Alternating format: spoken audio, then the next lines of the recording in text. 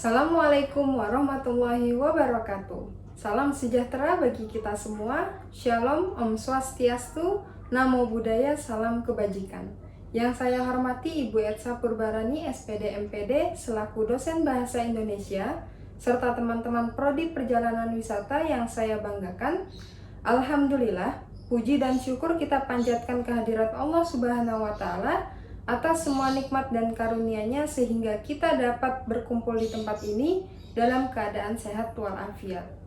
Pada kesempatan ini perkenalkan saya Kaila Cindikiara Putri, usia saya 20 tahun, saya berasal dari Kota Depok yang saat ini sedang menempuh pendidikan di Universitas Negeri Jakarta, Prodi Perjalanan Wisata. Di sini saya akan berperan sebagai Duta Wisata Nusantara 2022 dan izinkanlah saya untuk menyampaikan pidato dengan topik kemajuan sektor pariwisata Indonesia terhadap pelestarian bahasa Indonesia secara global. Seperti yang kita ketahui, pariwisata merupakan salah satu sektor yang dapat menunjang pemasukan daerah maupun negara. Pariwisata itu semakin dikembangkan supaya dapat menarik minat wisatawan domestik maupun mancanegara dan dapat meningkatkan pendapatan daerah tersebut. Namun, dalam dunia pariwisata juga harus mementingkan bahasa yang digunakan dengan menjaga dan melestarikan bahasa Indonesia yang santun, baik, dan benar. Di salah satu daerah pariwisata, tepatnya di Bali, para penutur asing menggunakan bahasa yang bervariasi. Pada umumnya, variasi pemakaian bahasa Indonesia oleh penutur asing di Bali tampaknya banyak menyimpang dari kaidah-kaidah bahasa Indonesia baku. Hal ini dapat dilihat dengan sering terjadinya penghilangan awalan atau akhiran yang seharusnya hadir dalam bahasa Indonesia baku. Dengan beragamnya orang asing dan beragamnya profesi dari orang asing, maka ditemukan variasi pemakaian bahasa Indonesia yang beragam pula.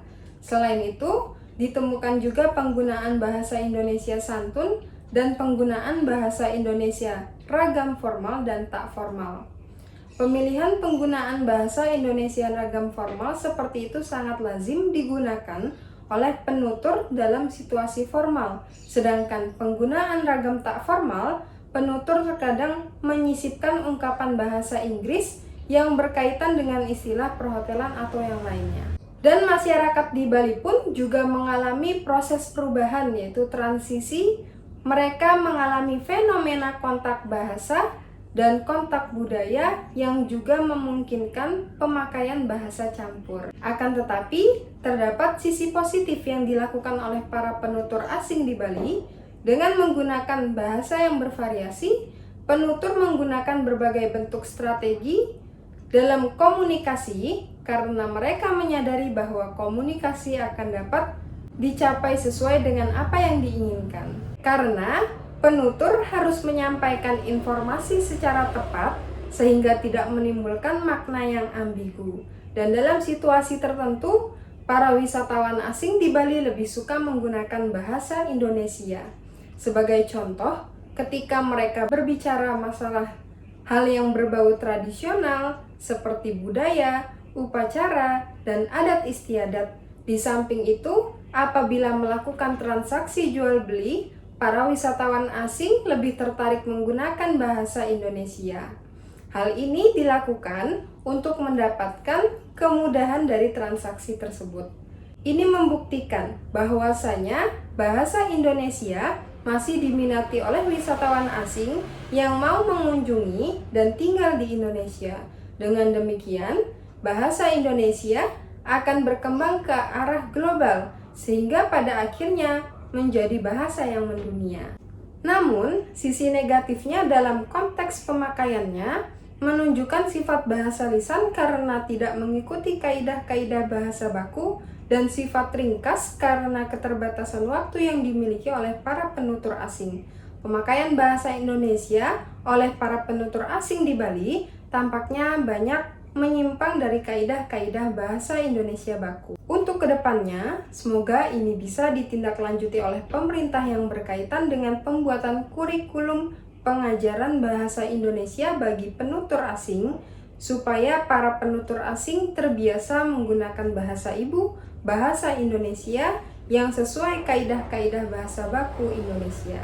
Dan disarankan kepada pemerintah, terutama yang mengambil kebijakan masalah pembinaan dan pengembangan bahasa Indonesia, supaya betul-betul memperhatikan perkembangan bahasa Indonesia, sehingga bahasa Indonesia bisa menjadi bahasa yang mengglobal. Dengan demikian, saya sebagai masyarakat Indonesia pun juga bertugas untuk melestarikan dan menjaga penggunaan bahasa Indonesia yang baik dan benar dengan cara menggunakannya dalam percakapan sehari-hari.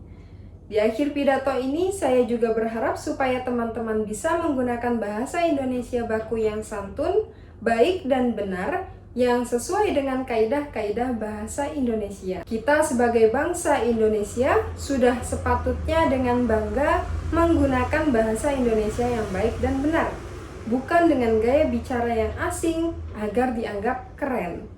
Bahasa tersebut sudah jelas-jelas berbeda dengan tata krama dan aturan moral dari budaya kita, Indonesia. Dengan diawali dari kita sendiri terlebih dahulu, maka orang-orang di sekitar kita akan ikut berbicara dengan menggunakan bahasa Indonesia yang benar. Demikian pidato singkat yang dapat saya sampaikan. Mohon maaf apabila ada kesalahan dan kata-kata yang kurang berkenan. Mohon maaf apabila terdapat informasi yang salah. Semoga apa yang saya sampaikan bisa bermanfaat bagi kita semua. Sekian dan terima kasih. Wabillahi taufiq wal hidayah. Wassalamualaikum warahmatullahi wabarakatuh.